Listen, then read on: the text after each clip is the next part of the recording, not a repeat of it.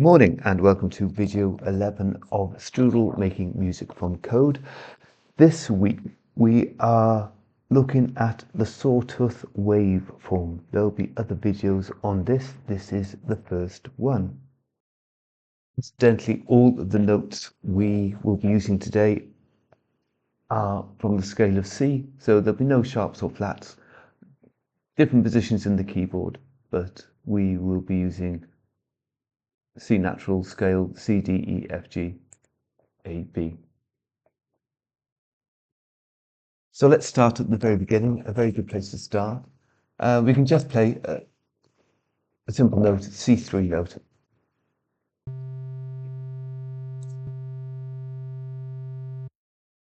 Okay, very interesting and not very melodic. We can see what it looks like by putting it through a scope. Let's do this vertically. Let's try and do this vertically. So dot underscore scope function call, and you'll be able to see the shape of the note.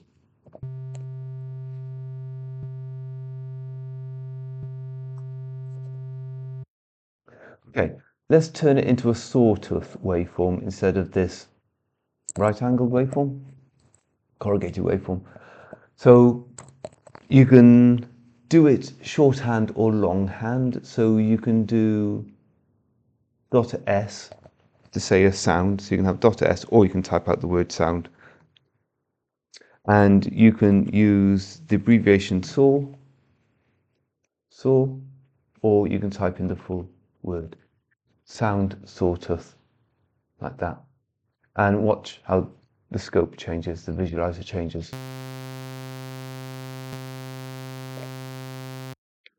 Okay, still not very melodic.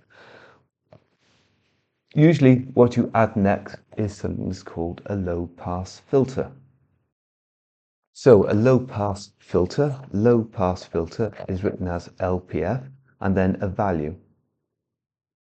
What LPF stands for, or what it is, it's a filter. So you read it backwards. It makes sense if you read it backwards. It's a filter that allows to pass low frequencies. Imagine it as a garage door. The number you put in is the height. And the higher the garage door, the more frequencies can get in. It starts from the bottom end. So if you have an LPF of 10, it's only going to let in few frequencies and right down the bottom end. It'll be like that, okay? 1,000 would be, the door will be higher, more frequencies can get through. And the higher the value, the higher up the frequency scale it allows through. So let's apply an LPF filter.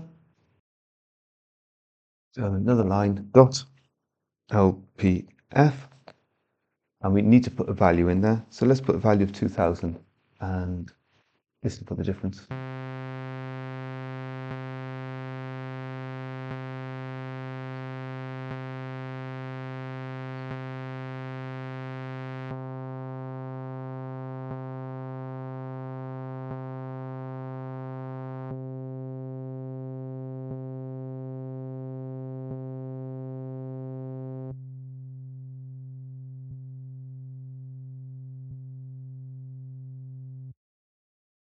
So rather than having to type in values, let's put our old friend, the slider, in.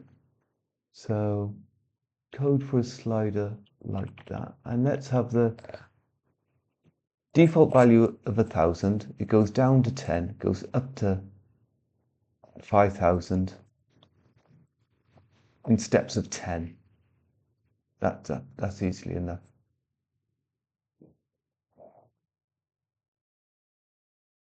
There, that looks like it might work. Let's try that.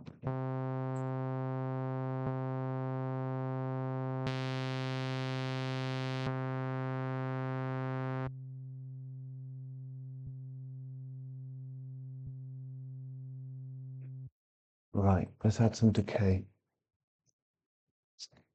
Add some decay of say 0.4. That should have these notes. Let's put another note in there, break it up a bit. E3. Right, let's try that.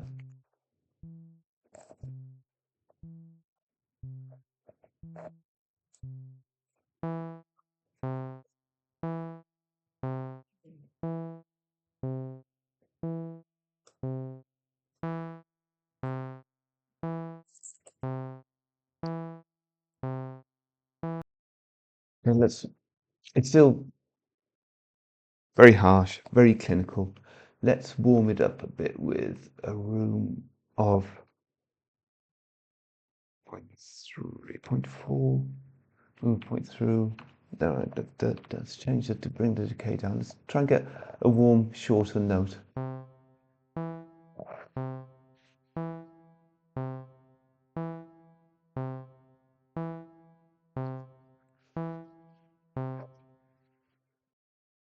You get the idea, and as you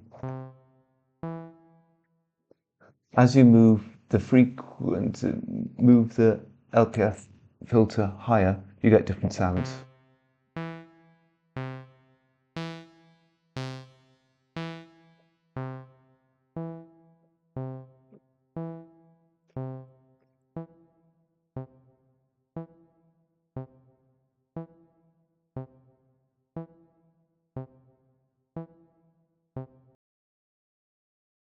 So notice there is a difference when you add chevrons in. So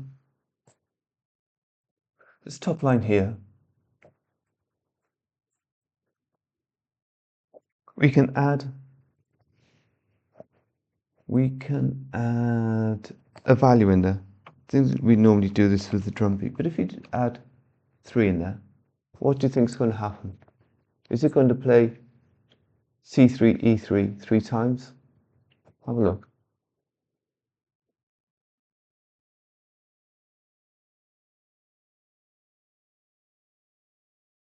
Right, now I've got the code right. What happens? C3, E3 times 3.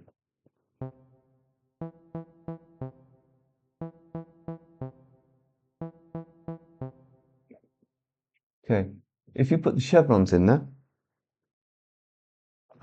famous chevrons, it'll play both notes times 3.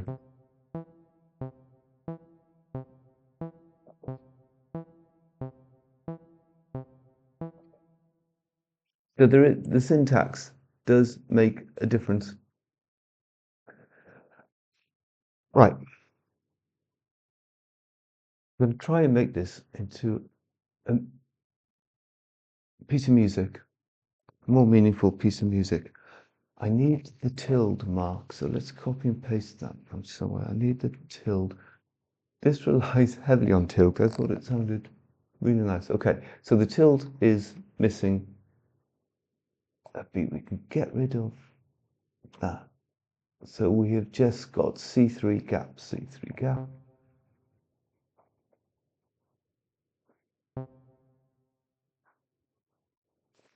Okay. What's our decay? Let's make that 0.4. Make our room 2. And the LPF. Let's make that 1000.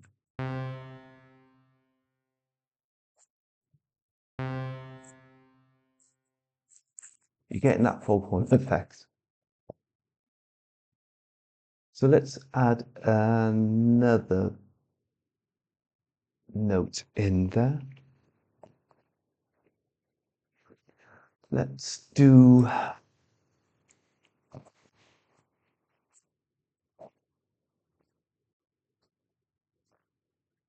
tilde tilde D5, comma E5. So this is going to play 2 notes at the same time. It's going to be a bit like, it's going to be a chord, 2 notes. Unexpected error 911. No, what's wrong there?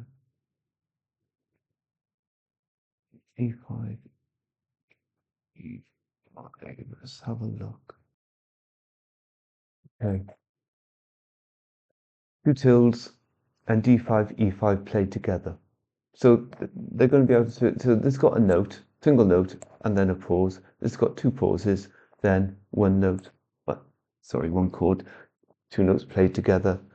Let's try and make it sound a bit different. So let's have room of 1, decay of 0.9, slider. Ooh, decay 0.9 slider. Make that 1000. See what they sound like together.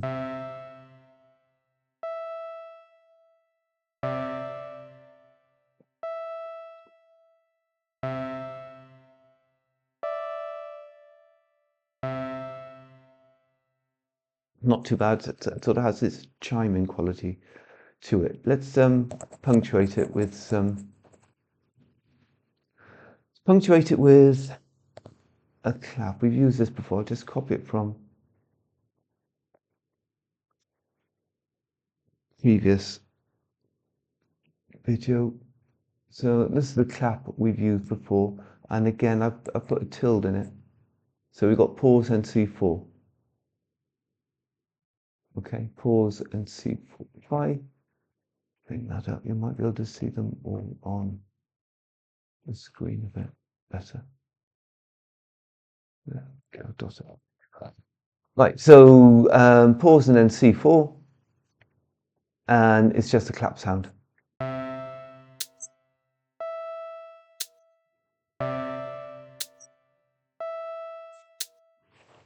Okay, so you have to whack up the gain on the clap because it's so quiet. And if I was really clever, I would make the sawtooth sound like the clap, but I'm not that clever. You need a bass beat to drive this, so let's do our bass drum. I'll just copy it across, save some time. So this is the bass drum beat we've used for on the floor using DMX that we've used throughout. I've slowed it down by 1. Not really sure why. It just sounded more together if it was slowed down a little bit. The thing is pretty slow anyway. Have we got an error message? No, hopefully this will...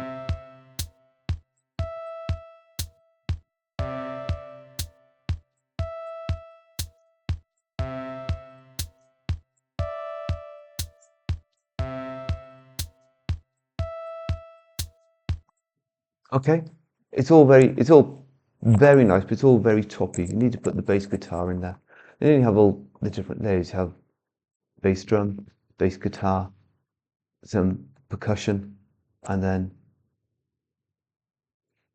a bit of rhythm and a bit of rhythm, C3, and then a bit of melody, a bit higher up. So we're getting all the, we're getting the full spectrum in there.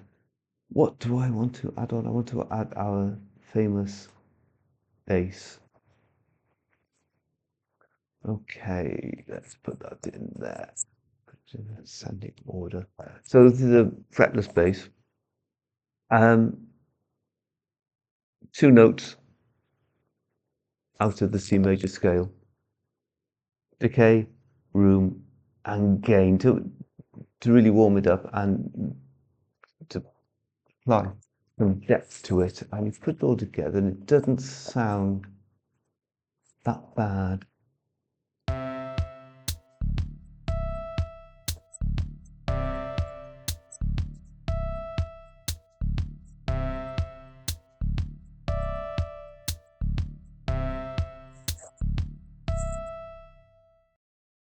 So that wasn't too bad. You see how the sawtooth waveform, which the old 1970s synthesizer, simulating the sound from there. How it can be used. I did add in another line, and I'll paste it in there whether you like it or not. Because what I tried to do was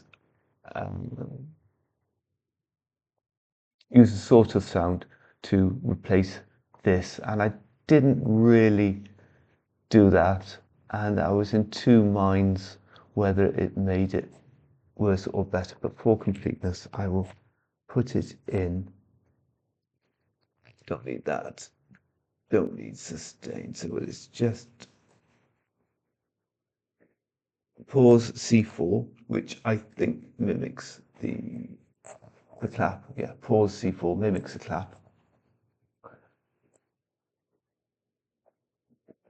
Shorthand sound of sawtooth. Decay room, I used the slider and ended up with those values there. Gain, because it was really quiet with the scope to see what's happening.